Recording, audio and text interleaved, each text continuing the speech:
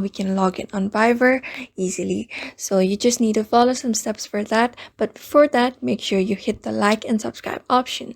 So here you need to download the Fiverr application into your device and then open it. After opening it, you can see this interface on your screen. What you need to do is tap on Start Now.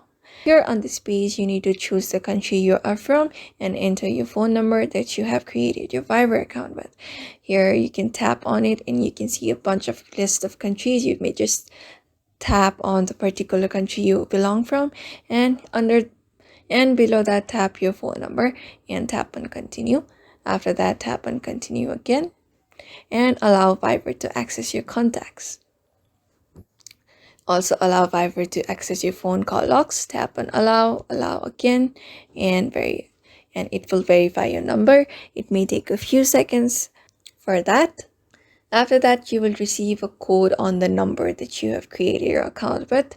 A 6-digit code will be provided to your number. Wait for some seconds, or you may receive a call. Just receive the call and your Fiverr will be activated.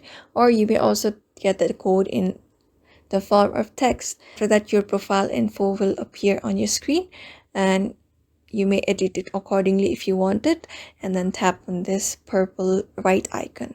After that, say your age if you're above 16 or below 16, and allow accesses if you want it.